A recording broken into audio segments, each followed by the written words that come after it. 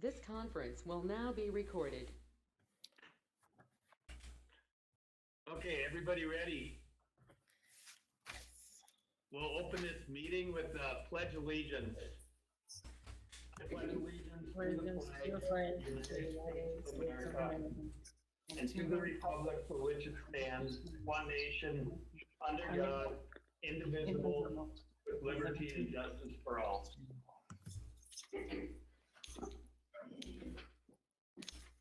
All right, we'll move on to number 2.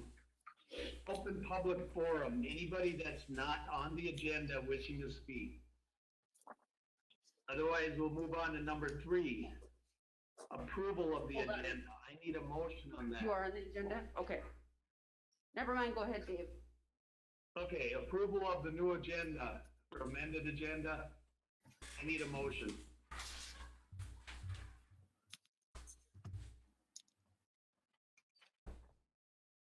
I'll make a Anybody? motion. Shannon makes a motion. Gary, you want to second it? Yes. Okay, any discussion? Otherwise,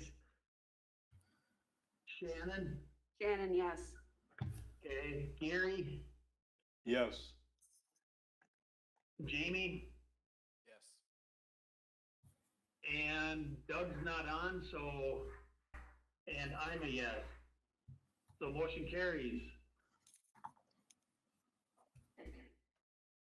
And then we'll go on to consent agenda. Recommendation to approve the consent agenda as presented.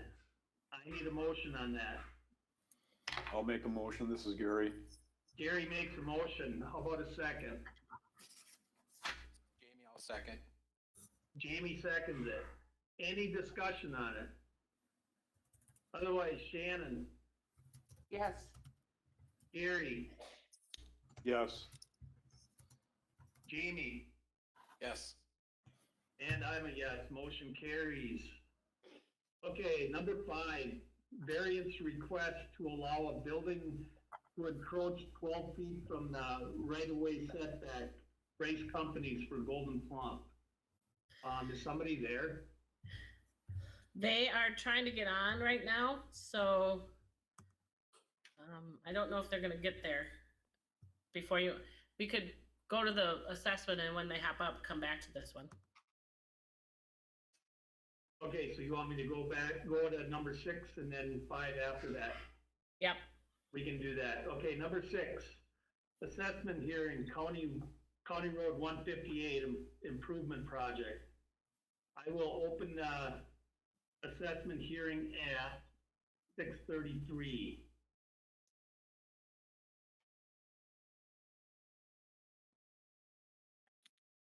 And then B, presentation by Brian Lynchen.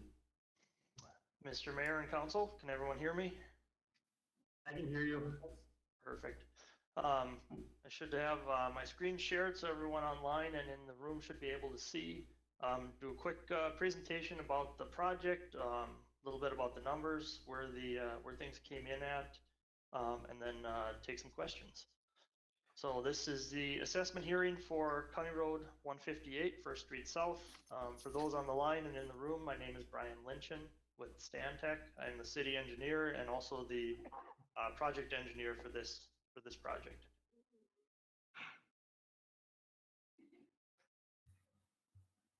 So our quick agenda is a little bit of project overview, talk about the project financing and the assessment rates, and then take questions. Recap of where the project is, County Road 158, First Street South. City Hall is right here. I don't know if you can see my cursor on the screen. I can also just try and highlight City Hall, the ballpark. This is Bells Hill. So the city portion of the project went to the western city limits, 17th Avenue, and then on the eastern side went to Red River Avenue. This was also combined with Stearns County project that reconstructed the county road all the way out to Highway 23 past Granite Company. So this was a combined project even in town with the city and the county. the county covering portions of it and the city covering other portions. We'll get into a little more detail on that. Just some pictures of the roadway.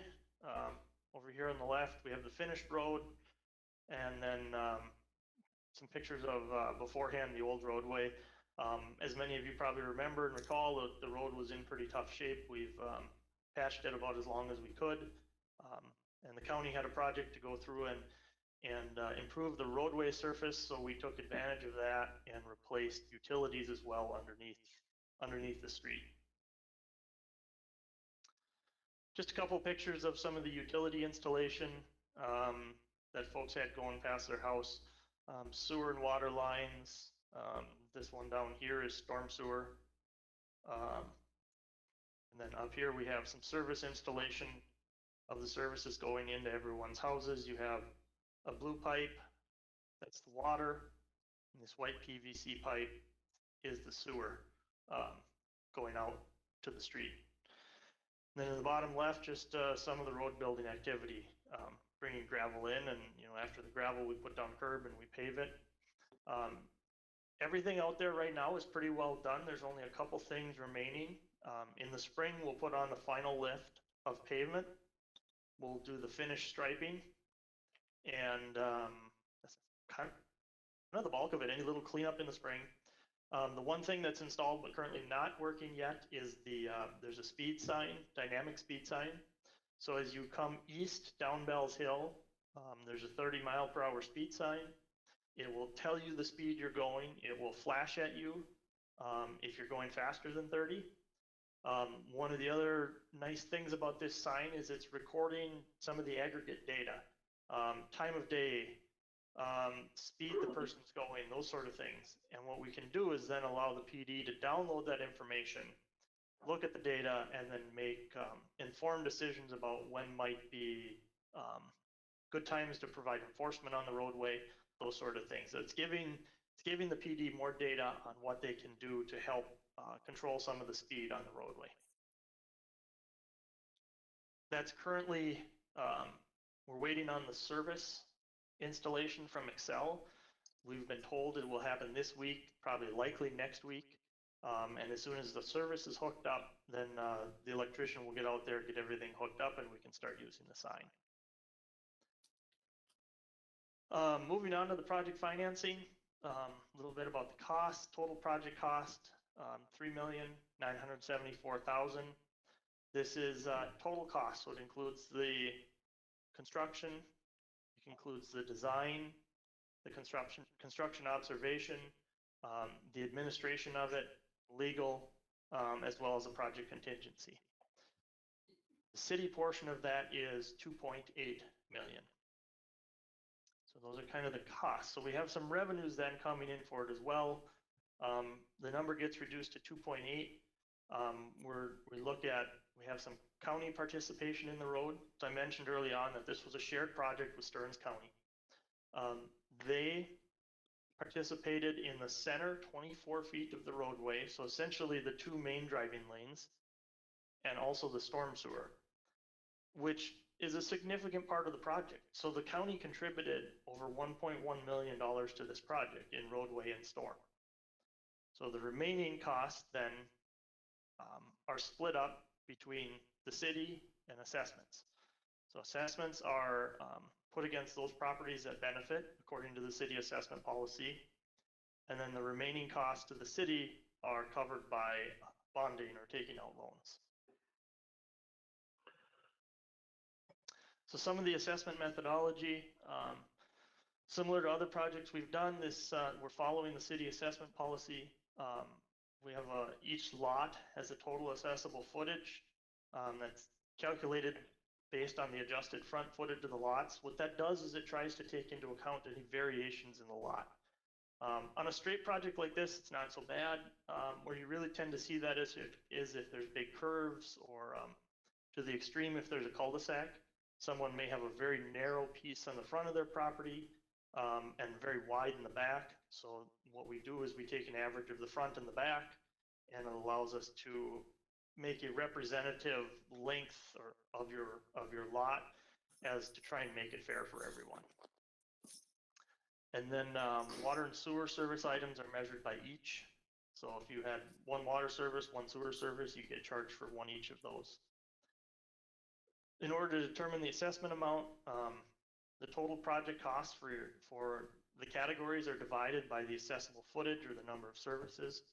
So we take the costs and we divide them up into road and sidewalk and water, sewer services, those sort of things, and then we apply the assessable footages to those. The last thing we do is apply a discount. So there's the city reduces what those assessments would be. For example, the street is a 65% to the city, 35% to the property owner. Residential services are 50-50.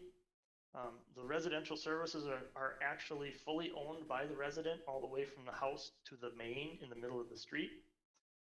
But as an incentive to, we want to make sure that all these services get replaced with the project so that one doesn't fail and we have to dig up a new street. That's why the city participates 50-50 in the new service. And then those properties that are commercial, their services are assessed to the property owner at 100%. There's no discount applied. So this is just a breakdown of the assessments. As I noted, we have these assessment groups over here: street, walk, sewer, water, residential services, commercial services. We also had the Backus family has a parcel on the west end of the project. As part of the project, we extended sewer and water service to that parcel to allow for development in the future. So that's where this line at the bottom, the Backus Utilities, comes from. So again, we take for example, the street. All the street items cost $1.2 million. We look at the assessable footage. We had 8,500 feet of accessible footage. We divide that out and we come up with a rate, $148 a foot. Then apply the discount of 65%. So the proposed rate going to the property owner is $52 a foot. We do that for all these items. For example, the services, 184,000, 80 of them come out with a 2,300 a piece, 50% discount,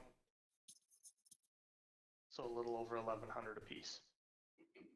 We do that for all of these items.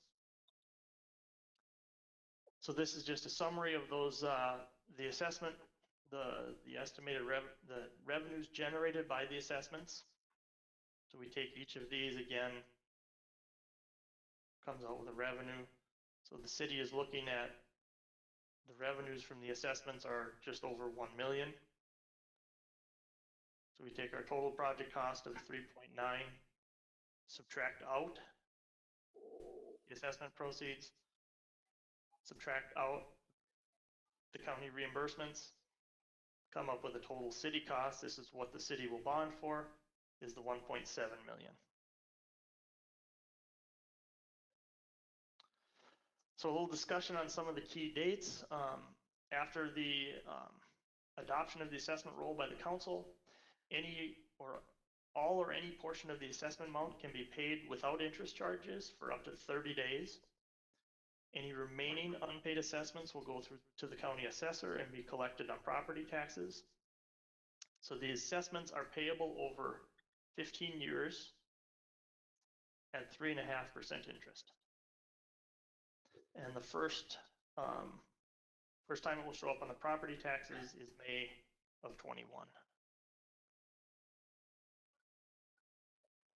And that's all I have. Be happy to answer any questions. All right, well, we'll move on to not number.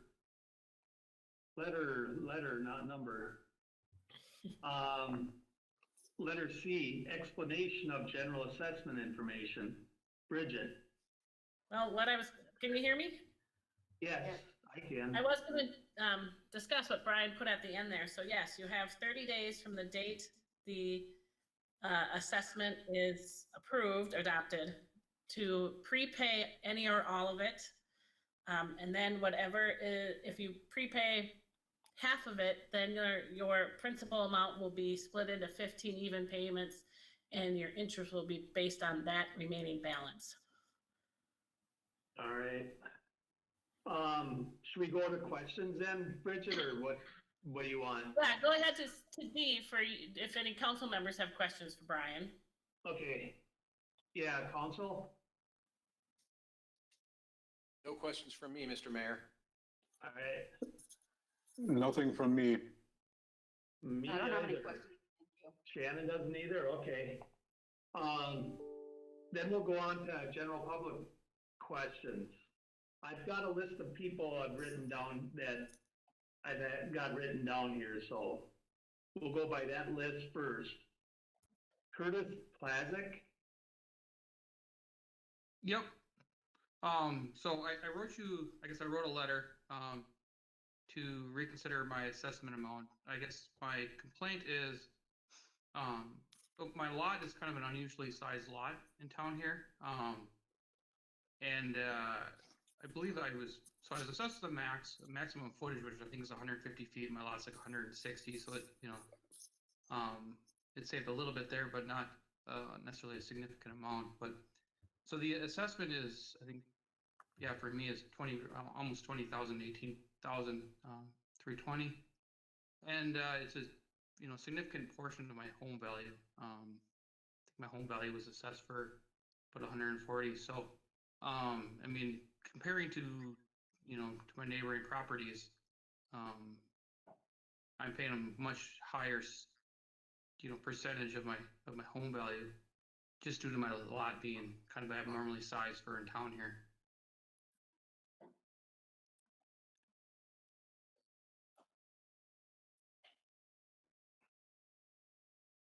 but it's because of the footage, right, on is Yeah, that that's correct. Brian? It's Yeah. That's pretty Yes, Mr. Mayor, I believe I can, on the other, I think the actual footage is in the 160-foot range. Give me a second here. 170 feet of frontage. So the policy says on single-family residential, if the adjusted front footage is over 150, we round down to 150. So we've run into this a couple times before on other projects, but it doesn't happen that often. Mm-hmm. That's why we cap it, is because there are some big lots in the city for residential, and they can get pretty expensive.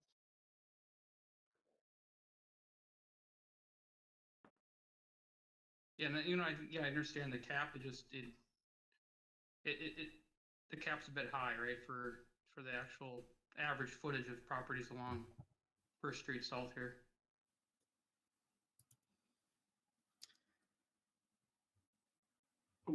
What was the question again, Kurt? I said I guess I understand the cap of 150 feet. It's just the cap is quite a bit larger than the average size property along County Road 158.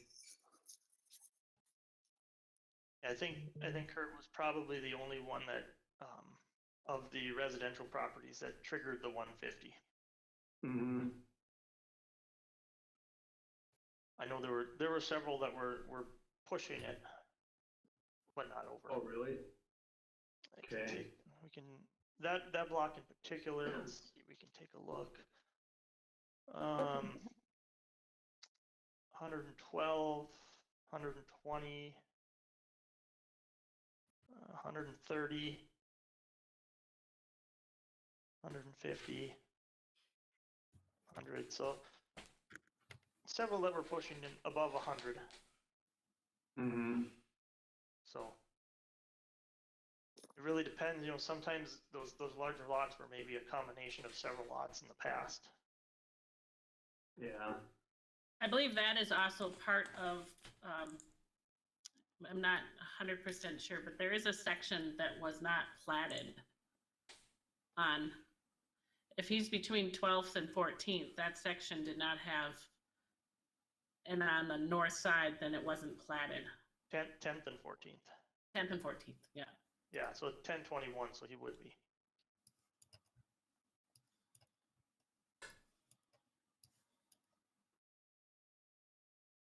Okay.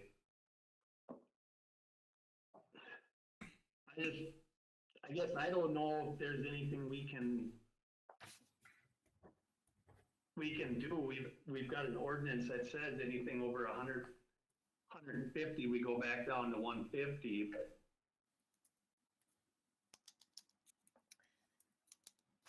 Right, this is, every time there's an assessment, like in Main Street in Red River, there are some residents that had that, and it's how we determine to try and be as fair and equitable with property owners in projects.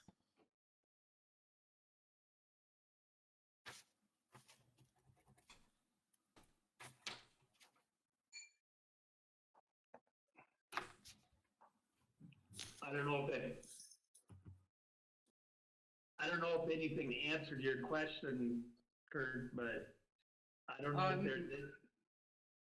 Yeah, and I mean, I understand it's an ordinance. Yeah. You know, the request was just to reconsider. So Yeah. that's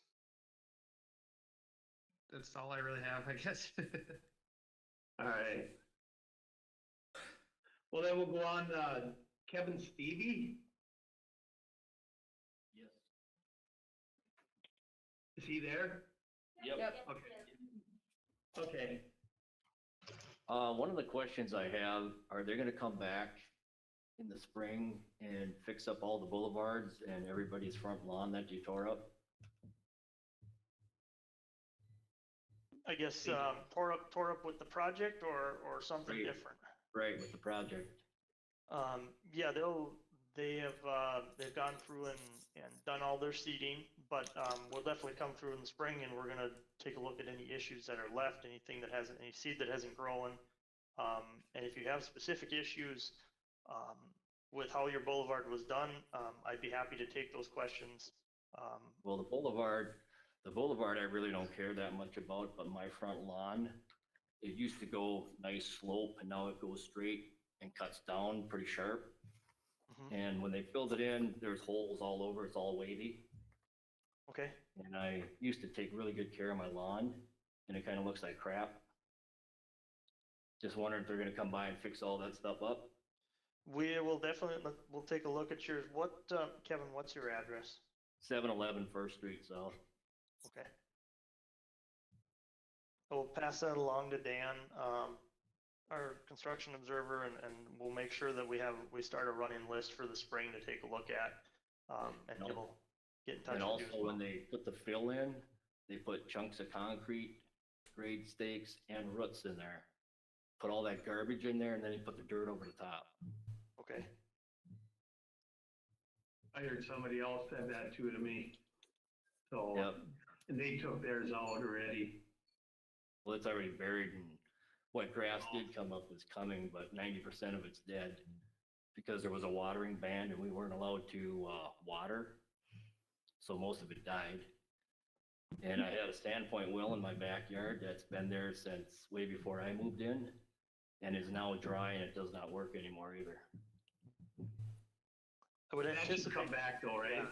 I would anticipate doubt that the Sandpoint would come back, given some time here, being, we ended up having to de-water to get rid of the groundwater to put the pipes in. Can I ask why you guys had to go so deep? We had to go deep enough because we basically have to match the existing utilities that are out there.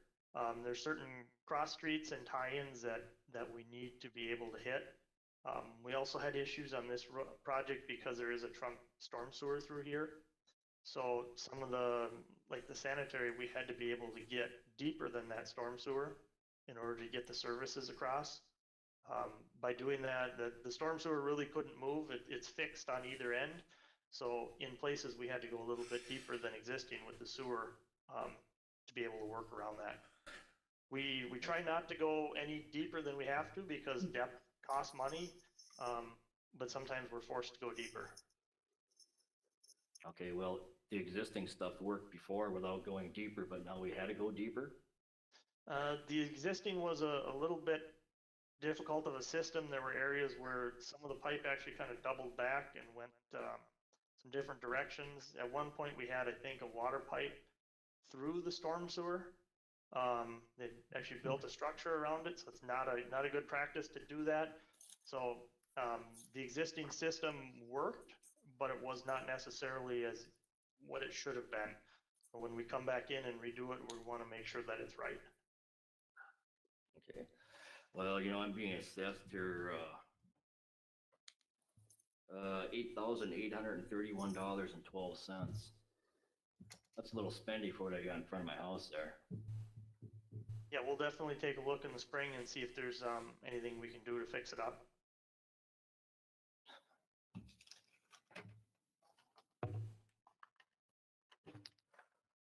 Okay. Thanks, Kevin.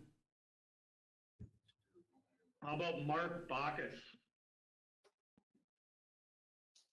I'm here, thank you. Bridget, I think I have to apologize. Was that you that said hello when I walked in? No, Oh. but I'm Mark. It's like God's watching us. So yes, I sent a letter earlier, and my request is, and thanks to Brian and all of everybody involved in the project for extending that sewer and water across to that parcel Outlot B.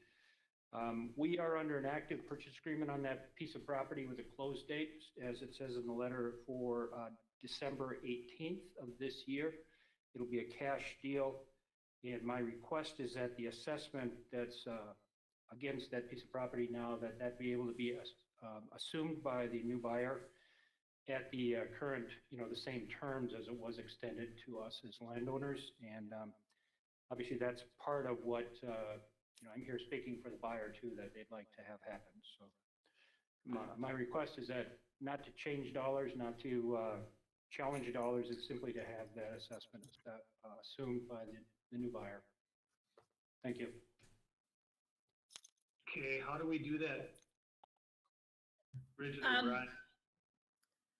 Well, technically, we're not going to send it we're not going to certify the assessments until 30 days from today's date if you approve the assessment roll as is. We can put in the resolution that and I've got it up here, I can add that to the resolution. You have the copy in front of you that shows the deferment for Mr. Hanson that we'll talk about in a little bit. I could put in there that will roll over to the new owner,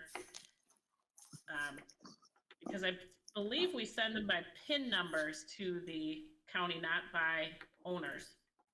So if they sell it within that 30-day period, it should go to the new buyer. But closing companies can get a little dicey about an assessment that's about to come, so we could put it in the resolution and then give a copy to Mr. Bacchus to take to his closing that shows that you rolled it over.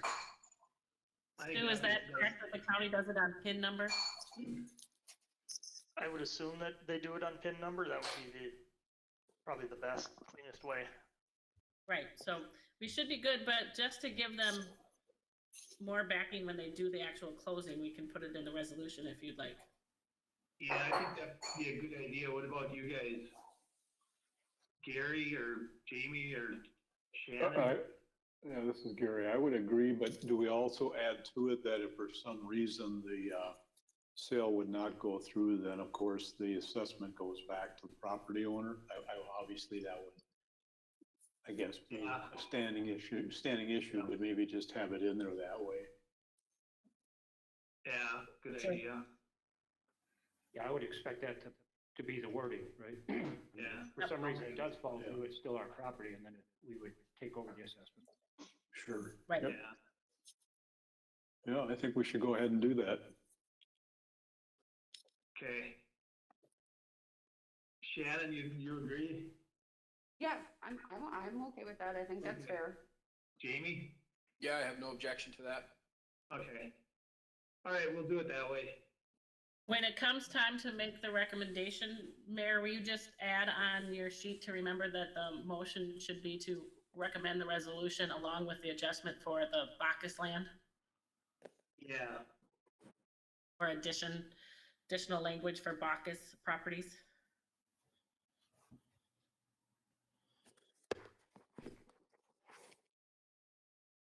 Okay. All right, thank you. Thank you. We'll go on to Sue Feldhage.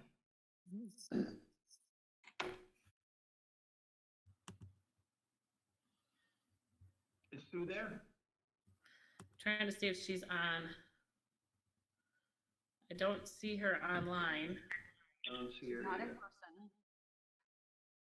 She's not there. No.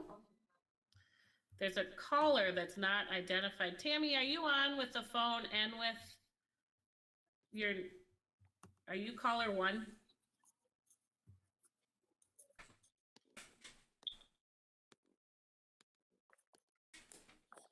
No. Okay. I don't see her, so maybe when I sent her the explanation, it made sense to her. Maybe. Okay, how about Ethan and Kendra Reinhardt? Yep. All right, good afternoon, folks. Hello. Just wanted to start off with a couple general questions, clarification mostly. I know that a couple neighbors I'd heard this from, and maybe it's a question for Brian. Will there be, or when will there be the survey markers for each property put back in place? Being I know when we moved into our house, it was paid to have this property surveyed, and those stakes were still in place and were of course torn out due to the excavation. I think any of that would probably happen, at this point, it's gonna happen in the spring, once we know for sure that all of the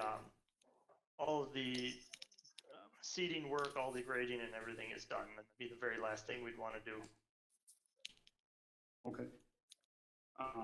And being let me skip ahead.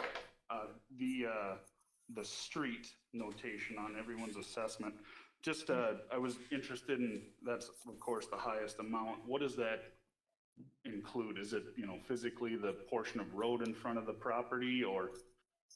Correct. So the street really encompasses everything on the surface that you see except for the sidewalk. It would be the curb and gutter, the pavement, that section of the road that's not covered by the county.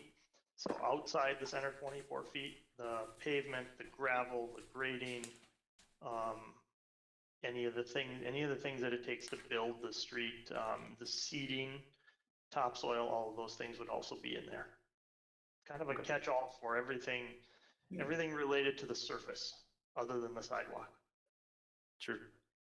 And then that would lead me into my next question. Being we chose to decline the hydro seed and the watering that they did thereafter, I would ask that we have that charge removed from our assessment, being we chose not to participate in that and did it ourselves.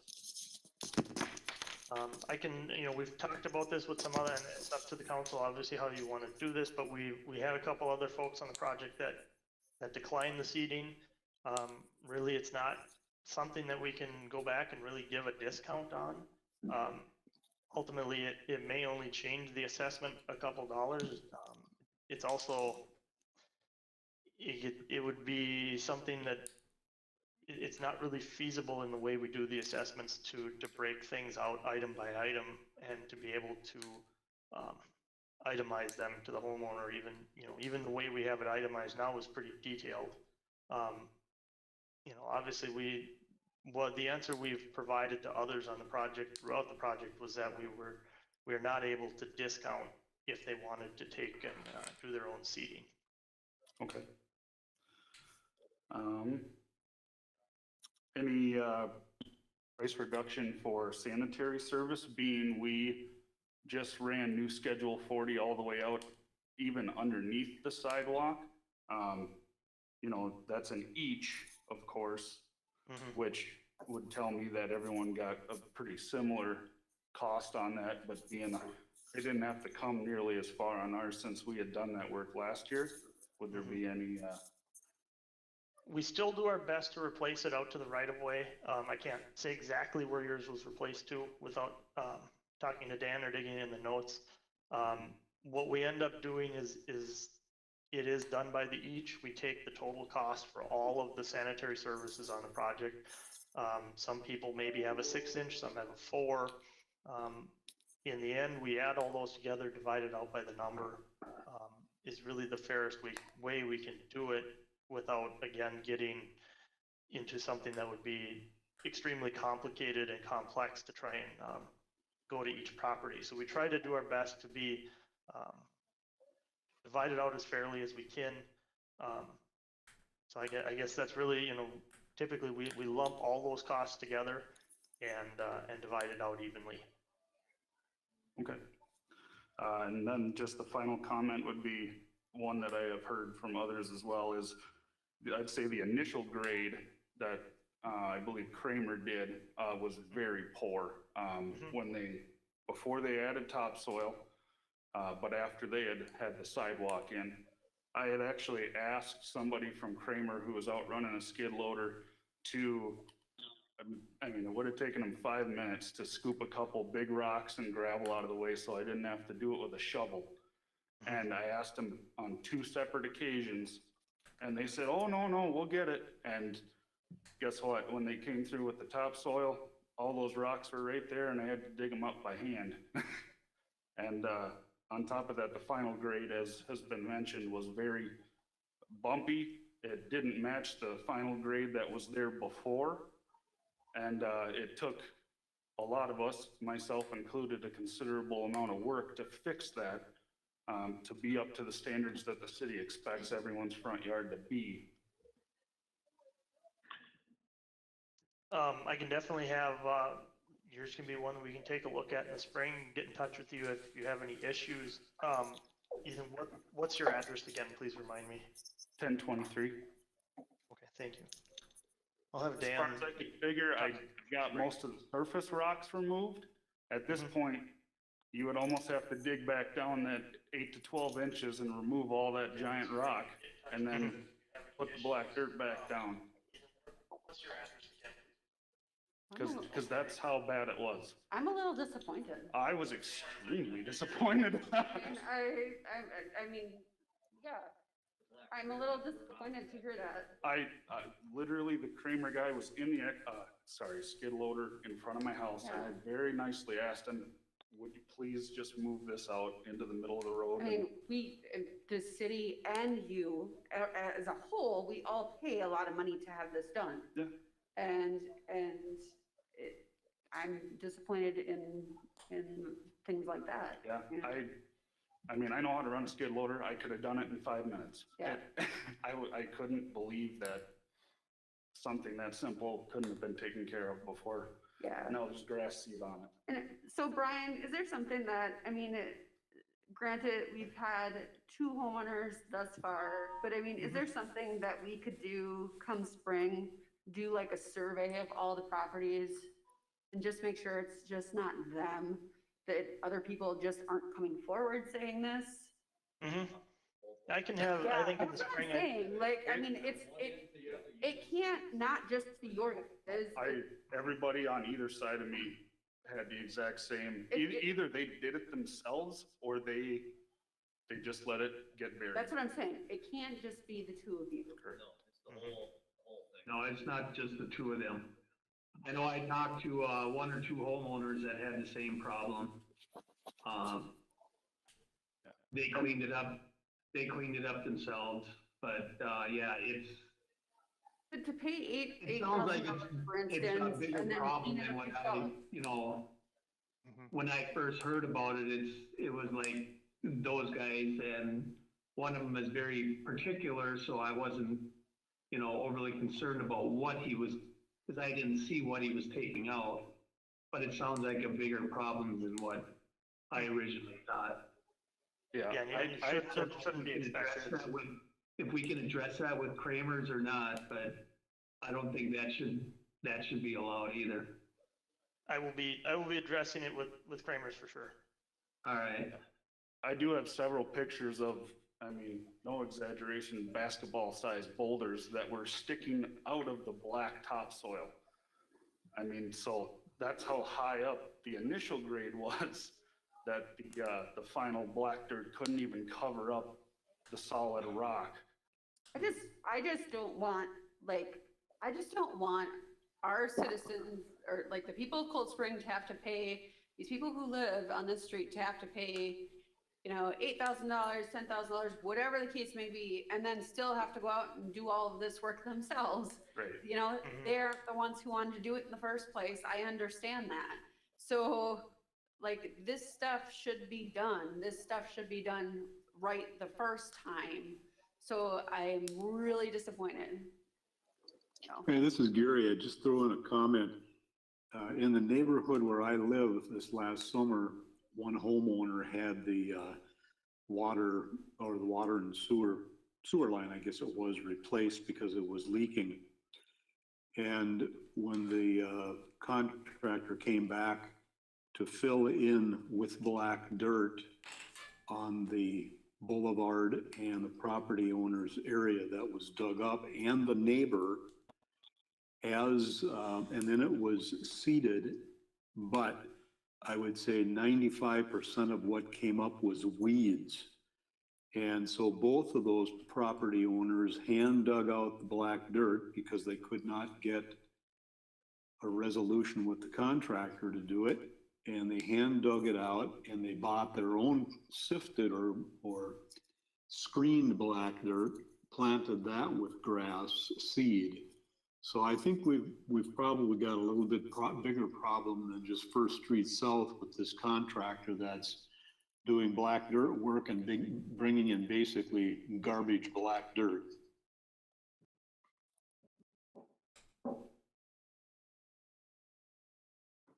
Oh, and I appreciate you bringing that up. I'll be having a conversation with Kramer first thing tomorrow morning. I'm not happy to hear that either. It shouldn't be what you're paying for. No. And losing the, multiple weekends of my personal time to take care of something that should have been done right. So thank you, folks. Appreciate your time. Thank you. How about Kevin Ward? He's here. All right. Hi, Kevin. Hello. Thank you for your time here. I had got a couple things, and I don't know, with me being busy with COVID and all that, and you guys, but I still haven't had the meeting with yourself, Brian, and Bridget that we were going to have twice, and it never happened. So I still have a lot of questions on some of the costs and some of the things that were done. I did talk to Dan out on the job site. I have 2 gas mains that were moved apparently from the city street onto my property, and they're sticking up like 6-8 inches out of the ground, plus a great big boulder that you can't even mow on. So I have the same problem with some of the boulevards and how it was done. I don't know what size water main or sewer mains were put in, and I was trying to get that figured out when I spoke with Dan and didn't get any idea. So I don't know what was put in versus what would be needed for that size of a lot.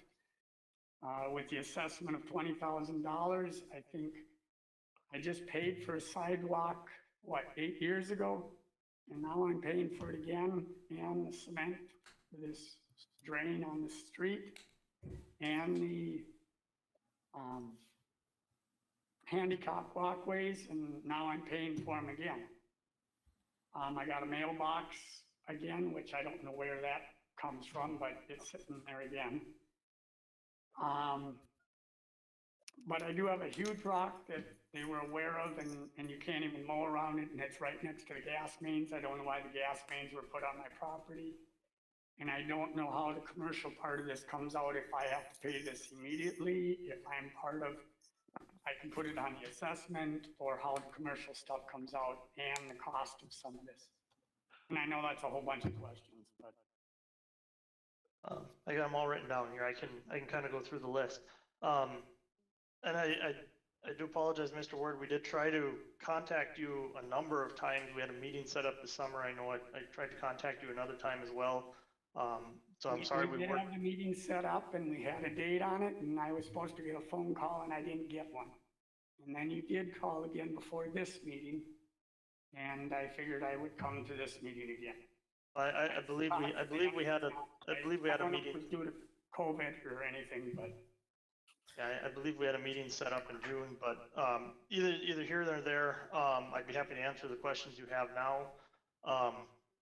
You know, the gas mains on your property, I guess I don't know for sure if they are, you know, if they're just at the edge of the property or if they're actually on your property.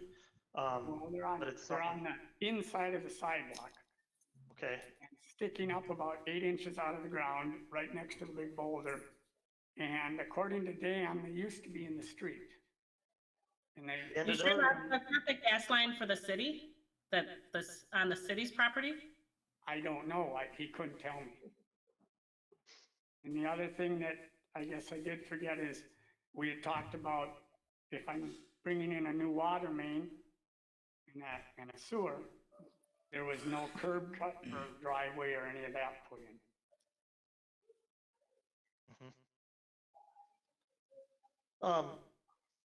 So going back to the gas mains, I think what I can do is I'll get in touch with Dan. We'll take a look at where they are.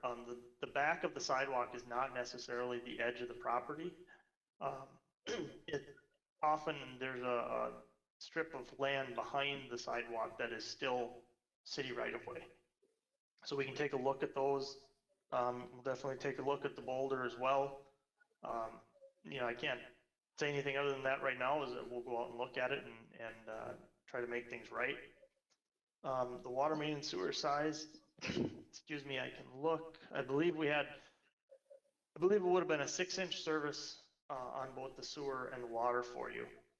We looked at that lot as having, it's in a commercial district. It has a potential to be developed into a larger commercial property. Therefore, doing a 6-inch sanitary and water, and I can verify those numbers for you as well, but that's what I recall, and that's kind of the standard we would put in for a lot like that. Okay, I just didn't know, and when Dan was there, he didn't know. Okay. The sidewalk, again, you know, it's the unfortunate nature of sometimes when we have projects that butt up against each other, we sometimes have to redo, for example, like the pedestrian curb ramp. Sometimes those things have to get redone as part of the construction. The corner you're on was a very difficult corner on the project. We were trying to take out some of the street grade in order to improve the hill a little bit. We also fight the requirements that are there for curb ramps are dictated by the ADA. So they're look simple, but in reality, sometimes, especially on a corner like that, can get kind of difficult. I'm guessing the one that we had done 10 years or so ago probably did not comply with the ADA. And as we go through and do the project, we do need to make sure that all the facilities we put in comply. So it's something that would have had to get redone, as well as we had to cut the street back a little bit in order to match the existing grades.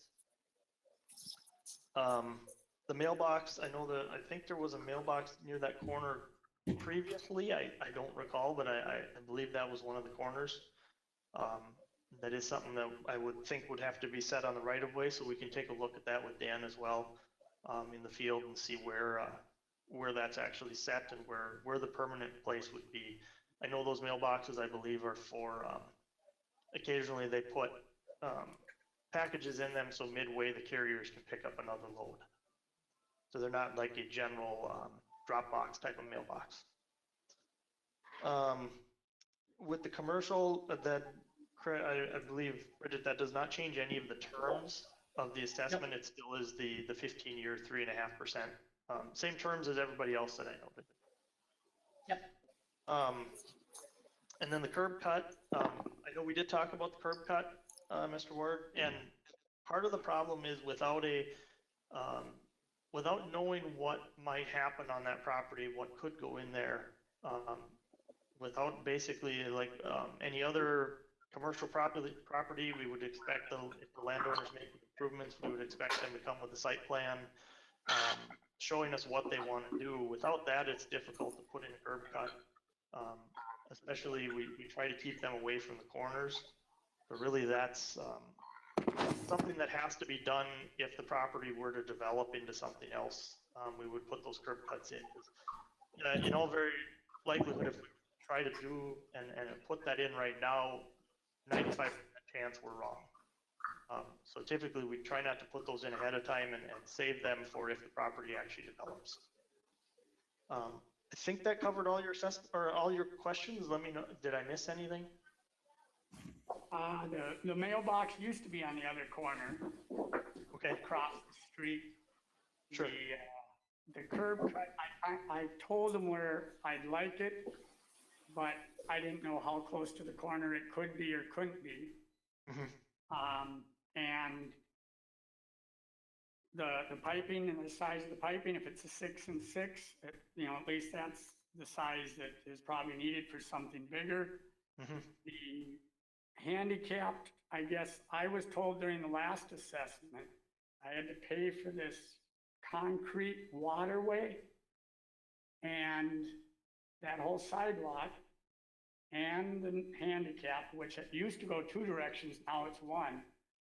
And now when we redid the street that I had to pay for this concrete thing last time, now there isn't one. So I don't understand why before I had to pay for it on the other assessment, but on this new street, now we don't have that concrete runway. So I think you're talking about that there was a cross gutter through there. And from what I recall, in order to get the drainage to actually work there, come back to check to on work it and better, some other stuff. Why, you need something? and to try and keep the pavement in good condition, that's why the cross gutter was put in. With the new street layout, being we could replace all the storm sewer, we were starting fresh with all the road grades. What do you mean? Really, we try to avoid cross gutters if at all possible. Usually they're kind of a last resort in order to make things work. So that's why there wouldn't be one now, is because we had the opportunity to start fresh and, What do you mean by make sure that the drainage worked how it should. So the water isn't draining across the street anymore there? The goal would be to try and catch the water. I'd have to look where the catch basins are for sure, but the goal is to try to catch it before it would drain across there. There still probably will be some that drains across, but the goal is to try to catch it before that happens. I just don't see where I had to pay for all that assessment not very many years ago. And then it just got all tore out, brand new sidewalk, brand new everything. So that's why I'd like to still meet with you on this, please. Absolutely, yeah, I'd be happy to meet with you and talk about it a little more. I just want to make sure I got it on there. And the last thing, and I appreciate all your time, and I know with all the COVID, it makes all these meetings difficult. Is that gas, whatever that is down there, a transfer station, whatever it is? Pressure regulator. Pardon me? I believe it's a pressure regulating station. Okay, it changed quite a bit. Is that going to change anything if I were to ever do anything in that area for distance or anything? Because I was unaware of it. It shouldn't. As the city, we provided an easement to the gas company to be able to put that there. Otherwise, they would have been trying to put it, I think last time it was between the sidewalk and the curb. We had to bump the sidewalk out around it. It was a little box thing before, and now it's this great big thing. Is that going to affect me if I were to ever want to do anything with that lot? That shouldn't affect you. Go ahead, Bridget. Where that is located, Mr. Ward, is actually the city-owned property. So. Right, I know that, but what I'm saying is, will the there be some kind of setback from whatever that thing is versus what it was? I think you are fringe, so I believe you have a 10-foot setback. So I will find out if that requires more. I don't think it will. I just didn't know because of gas. If it means I can get you what that setback would be if you develop that south section of that lot, if you split it off and develop it. Okay. And it would all depend on if that's if whatever development you have comes off first or comes off fifth. You know, the orientation of whatever you do there might have an effect on that setback. Right, I just didn't know because of gas if it had to be something greater. I can give you both of those. So like what a development would look like if it faced first and what it would look like if it would face Fifth. Okay. And then again, if I could just meet up with you two, that'd be great. And I apologize if it was anything on my end or COVID or whatever, but if I had some answers, I think the street looks better and all that, but I think some finish up, I would also agree that the grass and some of the boulders, I don't know, being it's by the gas main, I don't even want to touch it, and I believe it's a huge boulder, and that's why they left it there, and you can't cut between the gas, whatever those shut-offs are, and where the boulder is now. I have pictures of it, otherwise we could go up there, but. Yeah, we'll definitely want to meet with you out there and go through any other questions and take a look at those things. Okay, appreciate it. Is there anything Thanks, else Kevin. I have to do, or just wait from you then? Or? Brian, you gonna give him a call? Yeah, I'll give him a call.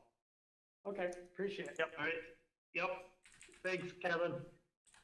What about Bill Molitor?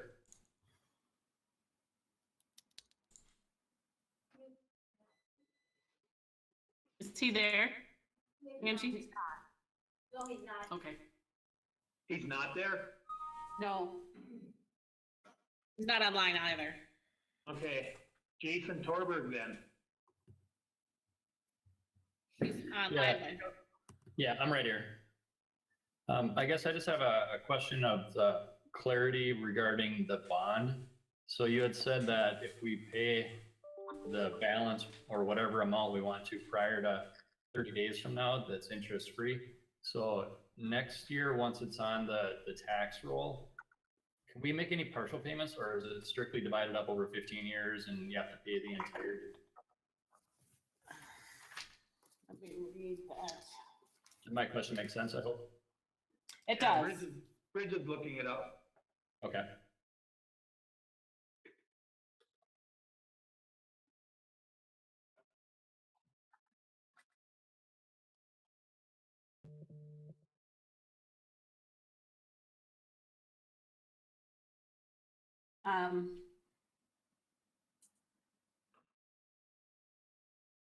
So if you make, so you want to,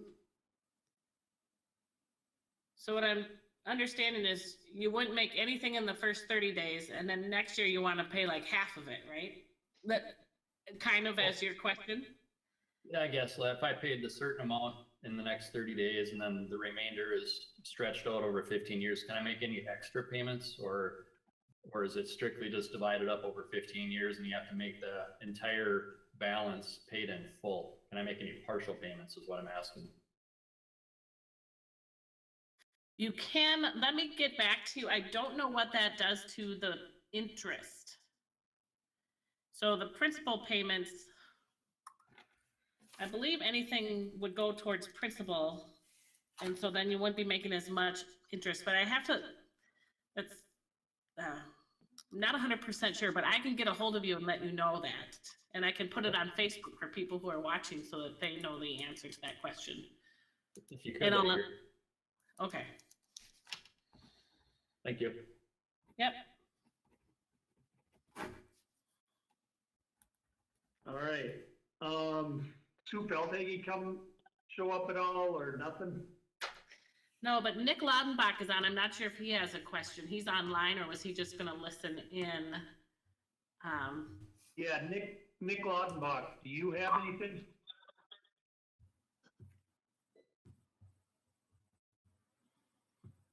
Doesn't appear that he's able. Can you hear me? Yeah. Oh, there you go. I do not have any questions. We were just listening in. Oh, okay. That's fine. All right, yeah. Well, I'm gonna ask the audience 3 times if they have anything. Going once? I do have one more question. Go ahead. This is Jason Torberg again. Not really much of a question. It kind of piggybacks off what the other folks were saying with the final grade on the boulevard area. I do have a couple spots too that settled with that really heavy rainfall we had in September. And I had talked to Brian and Dan said they would probably just fix it in the spring. So I'm just making it known that I'll I also make sure. well. I'll make sure to note that, Jason. Thank you. Yeah, thank you, Brian. Thanks, Jason. Okay, anybody else got anything? Yeah, we have a question here. Okay. Yeah, just to, this is Ethan Reinhardt again. Okay. Question on the assessment. If, say we're to sell our house, before the 15 years runs out, are we then having to pay the rest before we sell, or would it roll to the future homeowner? That is typically, your title company will ask us if there's an assessment, and those are typically paid at closing. So whatever is due and the balance is due. So that is something I would consider negotiating with your buyer. Okay. If that comes to that point. And then always call us on what, if you want to know what it is remaining, we can give you that balance if you go to sell. Gotcha. Okay, just wanted to clarify. Thank you. All right, thanks. Hello, everyone. Ron with Rights Companies. I apologize for the late attendance. Ron, we're on the assessment still. We're not on yours. We're going to come back to it. Perfect. Fantastic. Thank you. All right. Mm-hmm. All right, anybody else got any questions on the assessment? Going once? Going twice? And 3 times. Okay, we'll move on to, let's see. I'll close the hearing at 7:31.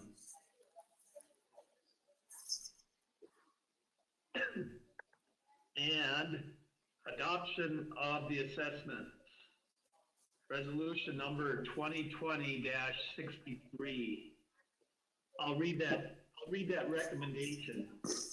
To adopt resolution number 2020-63, a resolution adopting the assessments for the County Road 158 reconstruction project with the Bacchus, how are we gonna put that, adjust for Bacchus edition? Or add for the Bacchus edition?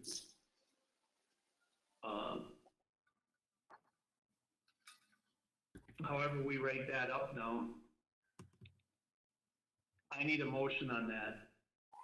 This is Gary. I'll make a motion to approve. Gary makes a motion to approve. How about a second?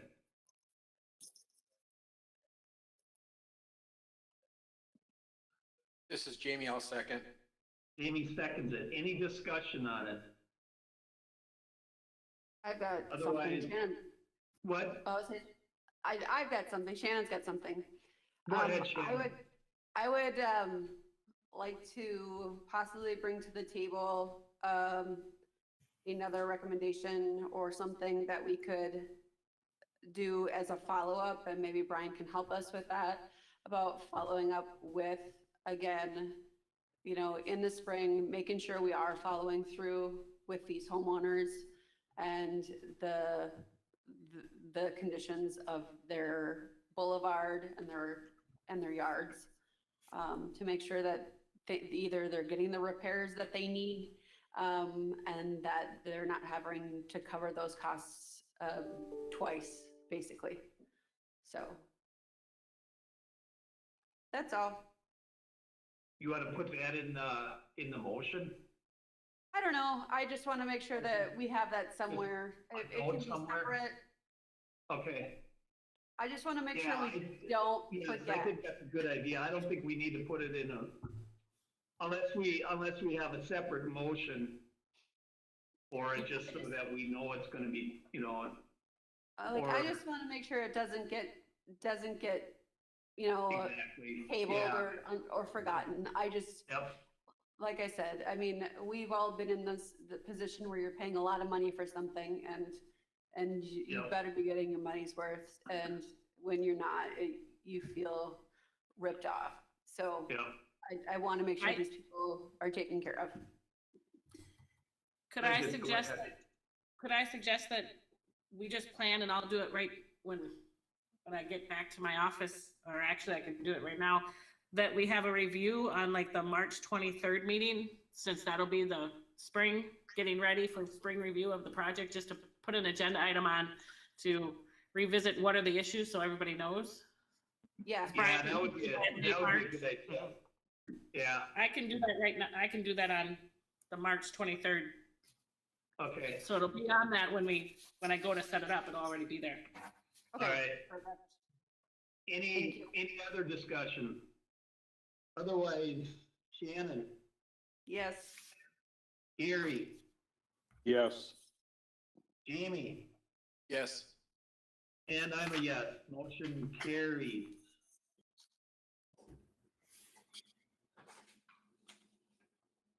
All right. Thank you, Brian, very much. Yeah, Mr. Mayor, I just want to thank everyone for their support of the project. I know it's been, it was a busy summer, a lot of disruptions, so we appreciate everyone who worked with us and your patience for the construction. And absolutely, I'm not happy with the rock issue, and it will be addressed in the spring. All right. Thanks, Brian. And yes, thank you very much for all the homeowners to sit there and go through all that all summer. It's not an easy thing to do. I've done it already, and it's not fun, but it has to be done. But thanks for your patience. All right. Let's go back to number 5, variance request to allow a building to encroach 12 feet in right-of-way setback. Race Companies, Golden Plum. Okay, what's his? Ron. Ron, you're up. Ron Molitor, you can get on now.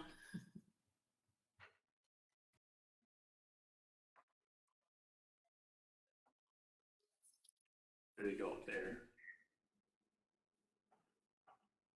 There is he.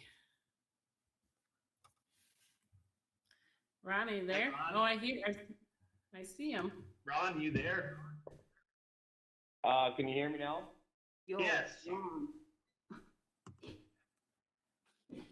You want to give us a quick rundown of what you want, what you're looking for?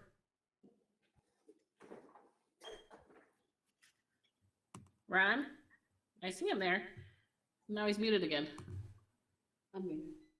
Ron, you're unmuted now. Can you hear us? Yep, I can hear you. Okay, there you go.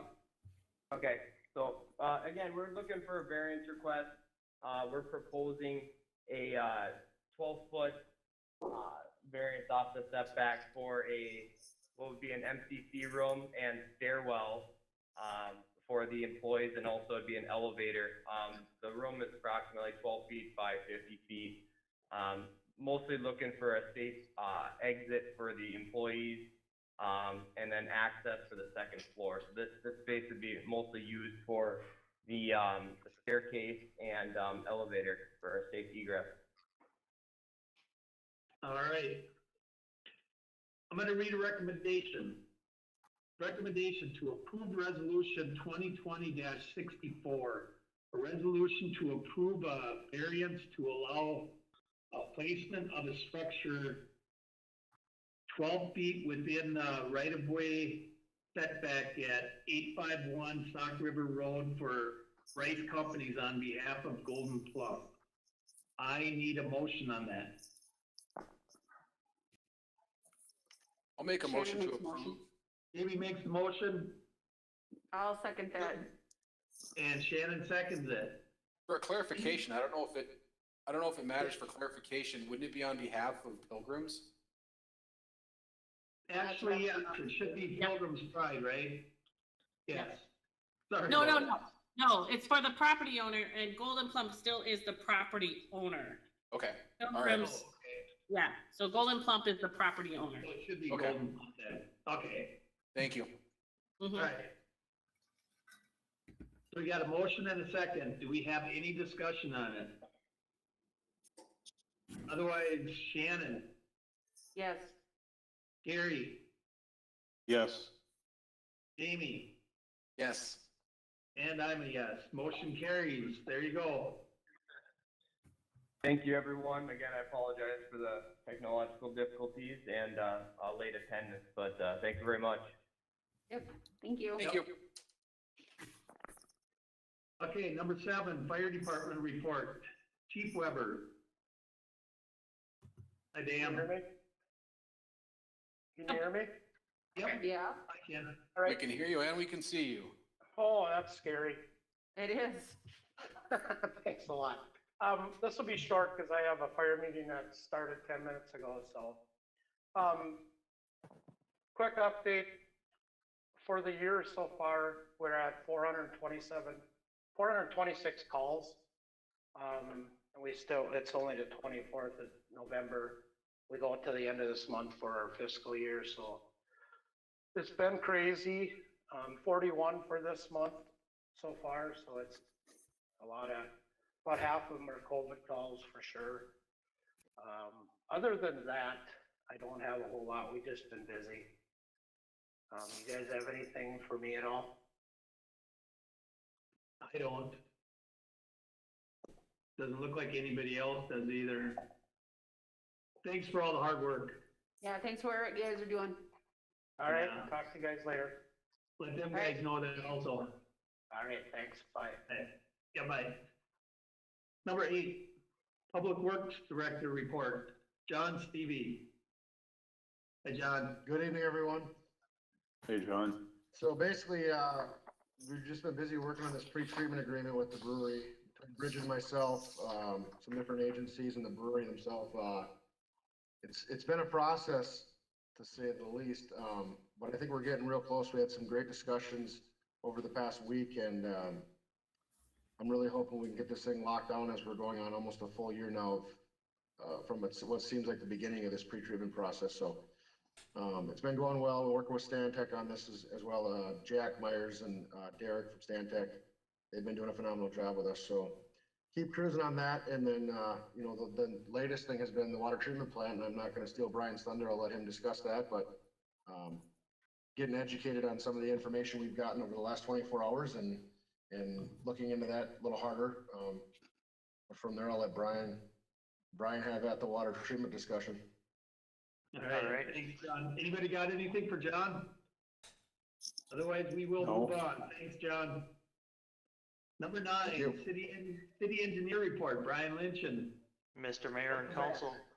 Yeah, thanks for having me. I think do we want to go in order, Bridget, on the well stuff first and then hit the treatment plant? Yeah, so it's first the change order. So the first item I had on the wells 8 and 9 project was a change order. This change order is we put the well pump, the well motor down the casing. There's a drop pipe. There was a miscalculation on the length of the drop pipe, so they had to pull it out, refabricate things. So the change order is to cover the changes for that. The issue was with the design that Stantec did. So the reason we're doing the change order is to make sure that everything that happens is covered under warranty as part of the project, following the normal processes. Because this was an issue on our, or an error on our side, we'll be reimbursing the city for the $3,300 in the change order, but we wanted to run it through the normal process to make sure that it's part of the project, is covered as part of the project. So this is something that the city will have to pay, but Stantec will cut a check to the city.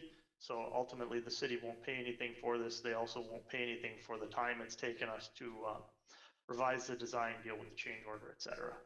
So if there's any other questions, I'd be happy to answer them. Well, I'll read a recommendation to approve the change order for the wells 8 and 9 overhead power project as presented. I need a motion. This is Gary. I'll make a motion. Gary makes a motion. How about a second? This is Jamie. I'll second. Jamie seconds it. Any discussion on it? Otherwise, Shannon, Yes. Gary, Yes. Jamie, Yes. and I'm a yes. Motion carries. All right, thank you. Yeah. The next item is we've gotten an easement from Ray and Julie Fraley and Eddie Fraley on their farm field adjacent to where our project is. The irrigator that the Fraleys had put in was too large for the field. It actually infringes on some of our property and would have actually hit some of the power poles that we were putting in. So we've moved the power poles out of the way. We had room to move them. But as part of that, we needed to be able to have access to those poles and make sure that we have the proper things in place. The Fraleys have granted us an easement that obviously they are not charging us for it. They've also helped us with cutting down some of the trees and things that were in the way for the power line. So the power line is just about up here, but this easement would be for basically that adjusted alignment.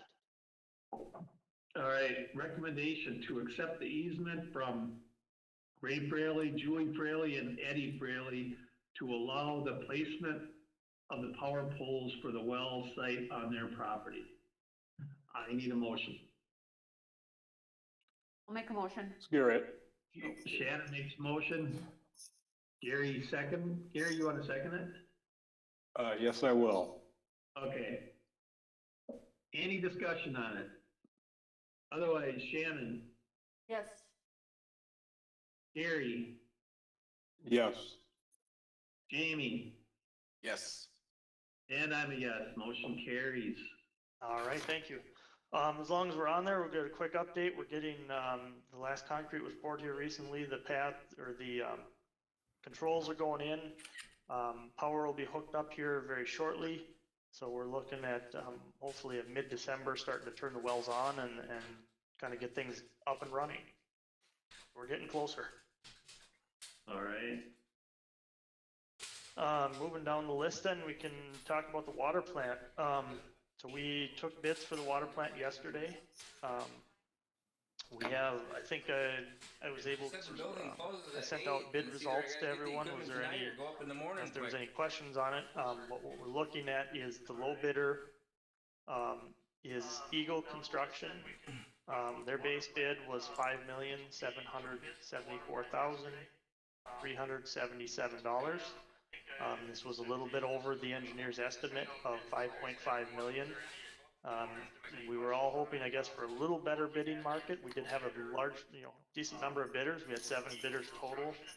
All of them in the, where we were here from the 5.7 up to $6.6 million range, so bunched fairly tightly. Yes. We've talked quite a bit about it here in the last day or two, as John mentioned. The contractor seems like they have some past experience on these projects.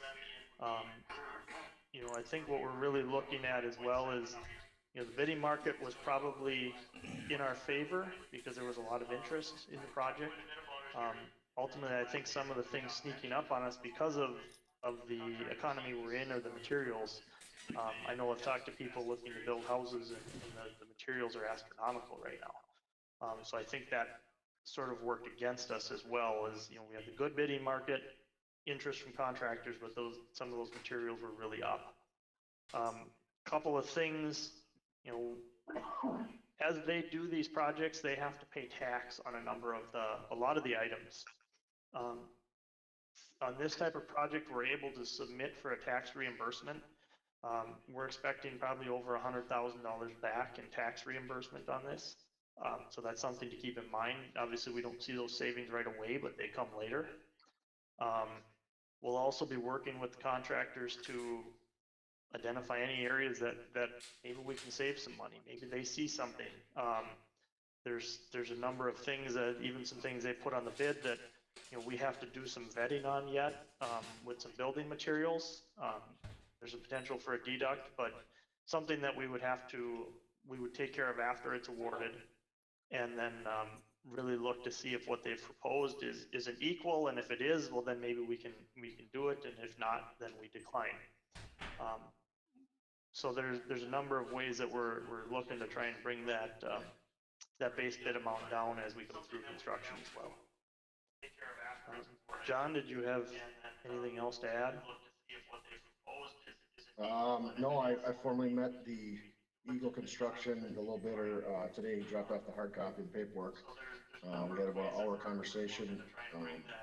some of the jobs that they've done in the past were local. St. Martin just did a biological water treatment plant, small facility, but nonetheless, they did that one. And then Wade Park's fairly large water treatment plant. We just had some discussions on that, and then I just used some of my resources that I know out in the field and did some, potentially interviewing with those cities on how the projects went, and they were very pleased with them. Talked to my guy at Minnesota Rural Water, who sees water treatment plants all over the state of Minnesota nonstop every day, and he said you're not going to have any issues with that company. So it was good conversations and the exact answer I was hoping to hear. So. All right. I'll read that recommendation then. To approve resolution 2020-65, a resolution accepting the bids and awarding the water treatment plant project to Eagle Construction Company Incorporated, Little Falls, as the apparent low bidder. I need a motion. This is Jamie. I'll make a motion to approve. Jamie makes a motion to approve. How about a second? This is Gary, I'll second. Gary seconds it. Any discussion on it? Otherwise, Shannon? Yes. Gary? Yes. Jamie? Yes. And I'm a yes. Motion carries. All right, thank you. Next steps is we'll start working on the contracts, and then we'll start working with the contractor, getting submittals going. It's kind of nice. We have the winter to work through a lot of the submittals, so that when they come in the spring, they can really hit things hard. So those will be our next steps. All right. Moving on down the list, the sanitary and water project. Still just wrapping up design on that one. The industrial pre-treatment, wrapping up the conceptual design work. I'm hoping to have that done in the next week or two here. And then just assisting city staff with any questions they have regarding the agreement. And then Blue Heron Heights project is paused for winter. We were able to get all the utilities, the sand, or the subgrade to grade. We were able to get about half of the gravel in. And then, so first thing in the spring is going to be curbed as soon as the frost is out of the ground. We're on a pause for winter. All right. Yeah. And otherwise, that's all I have, unless there's questions for me. Anybody got anything for Brian? Nope. Thank you very much, Brian. Thank you. We'll go on to number 10, Police Department report. Chief Bloom. Mr. Mayor, Council, good evening. Hello. Start off with just a monthly report for October. In Cold Spring, we had 286 total incidents for the month, 25 medicals, 18 suspicious activities, 85 traffic stops with 27 citations, and 158 miscellaneous calls for service. And in Richmond, we had 91 total incidents, 9 medical emergencies, 6 suspicious activities, 26 traffic stops with 3 citations, and then 50 miscellaneous calls for service. Some of the other things that we had going on, we received a donation from American Heritage Bank, a donation of $1,000 that went to the department, and then also a goodie bag for each of the officers that we have with our department. And then the thank you letter that they had, and then I also put in there a list of some of the businesses that basically across Stearns County that donated towards it.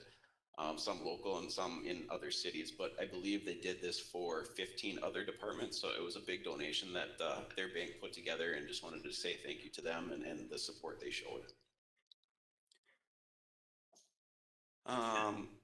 One of the things, we were one of the 16, I believe it was 16 agencies that helped out last Thursday up by St. John's with the suspect that assaulted one of the state troopers out on 94 and then fled on foot into the woods there. It was a lot of resources that were mobilized relatively quickly. It was a big area to cover. That's why there were so many agencies there. But even being up there, it was awesome to see how that many agencies could come together and work as well as they did together.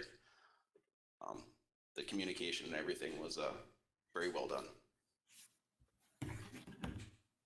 And then one other thing, November 29th is the 8-year anniversary of when Officer Decker was killed.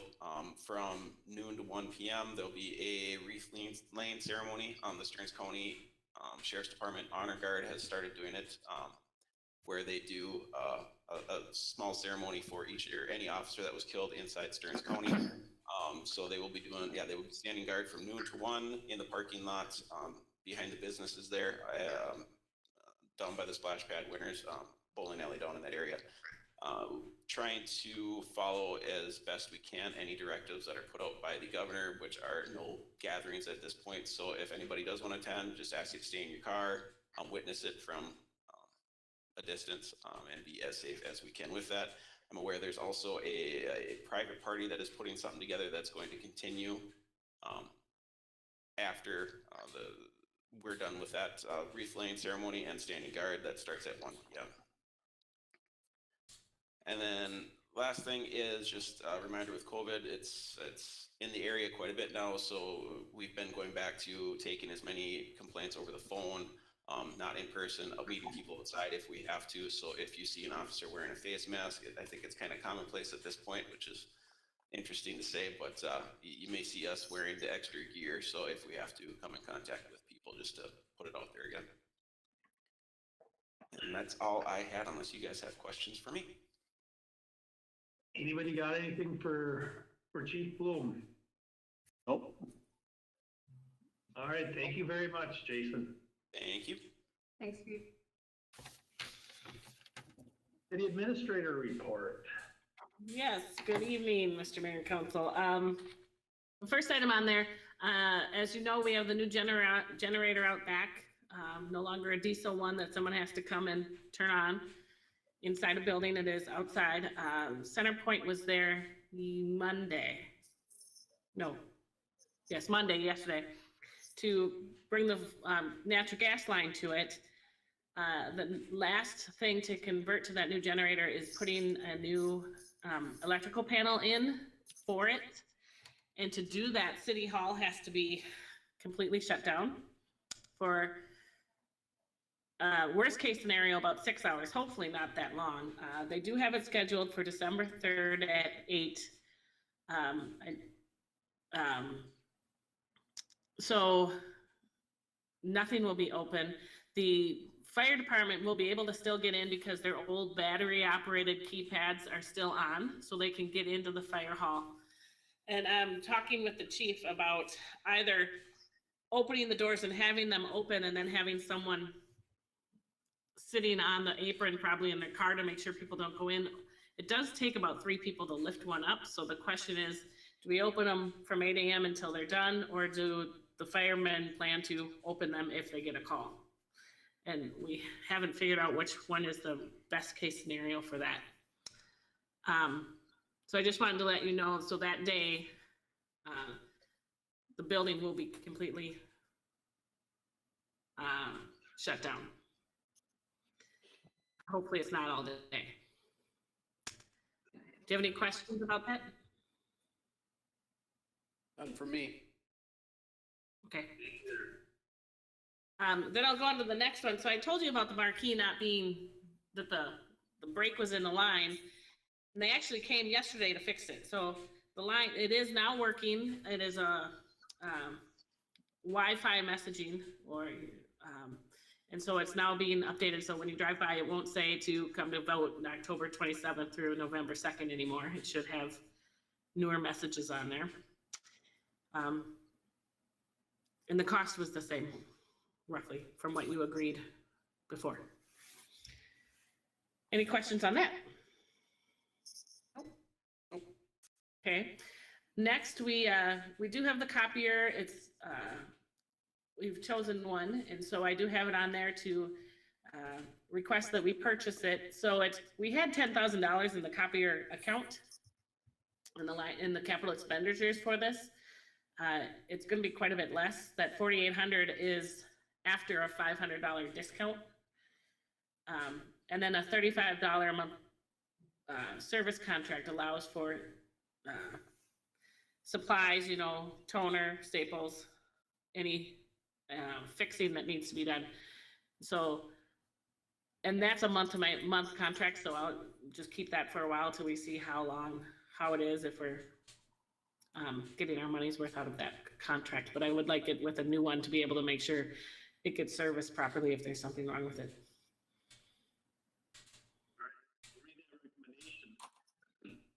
Approve the purchase of a black and white Konica copier from Marco for a total of $4,800, along with entering into a service contract of $35 per month.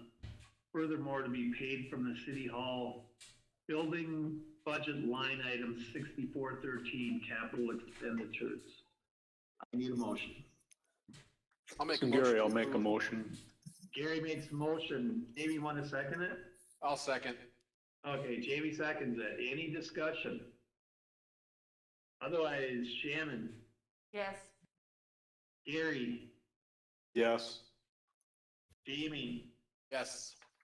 and I'm a yes. Motion carries.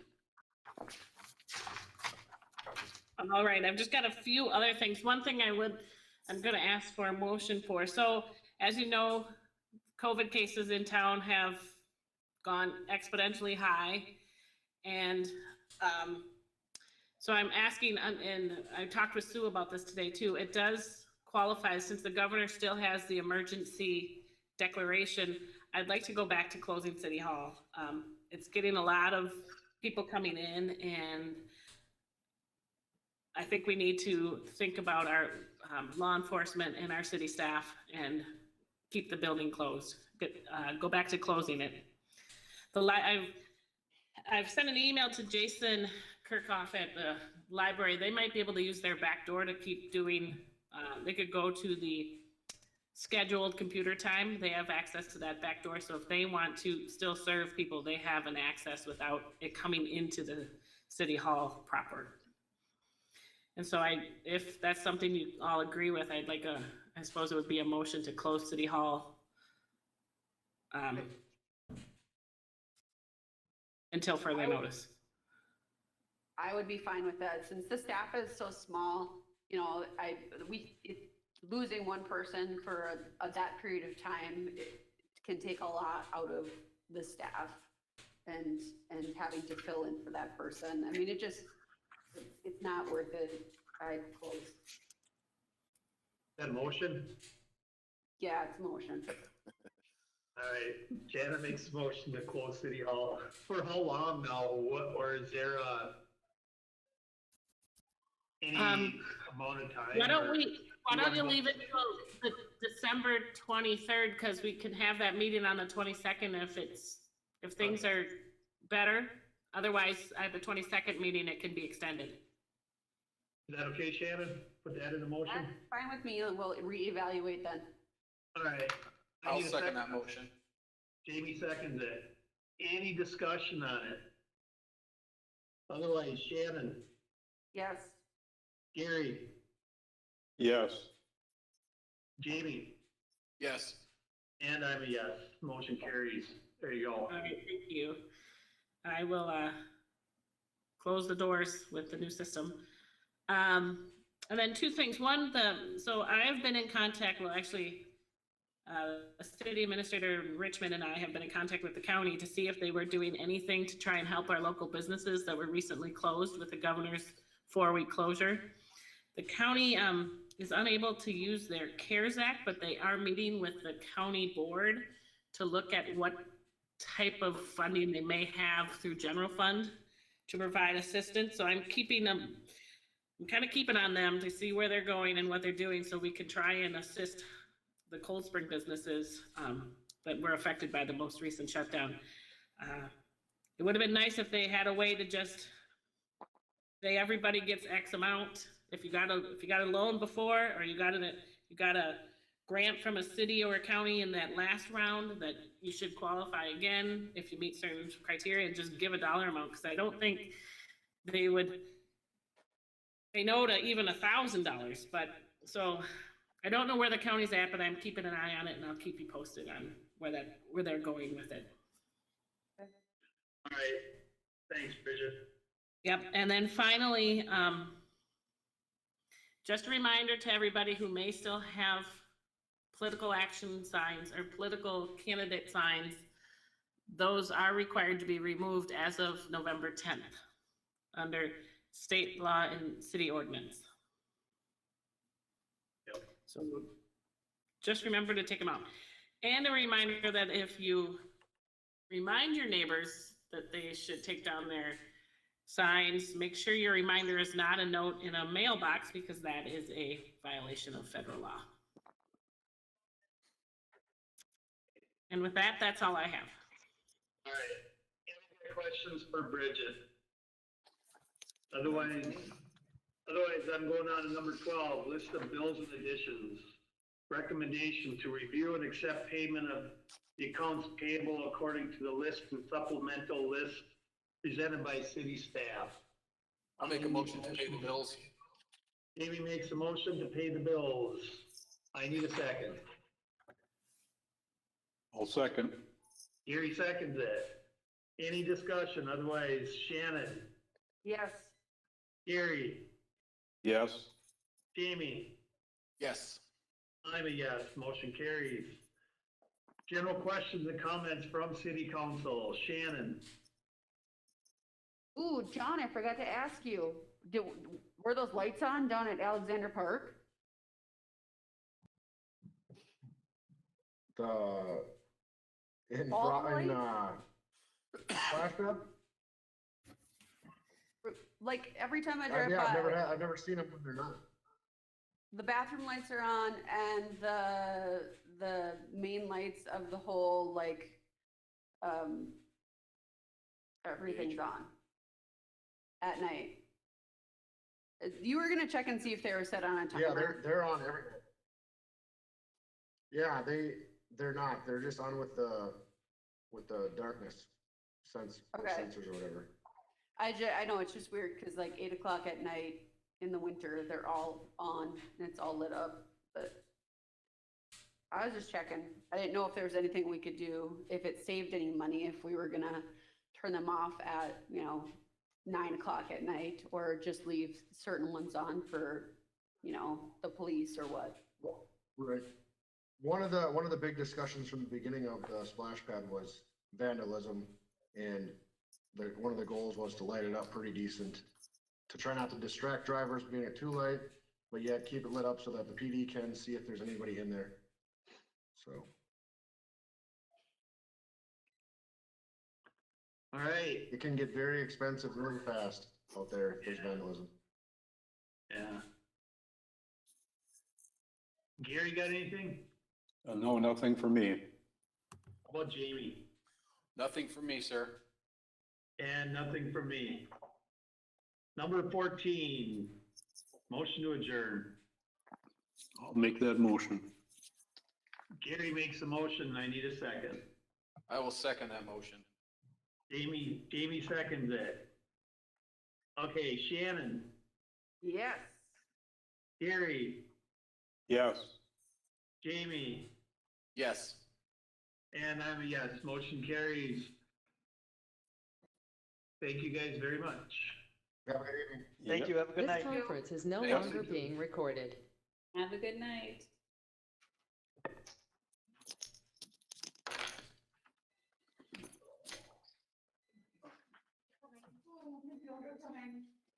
Shannon, thanks for the support. Appreciate it.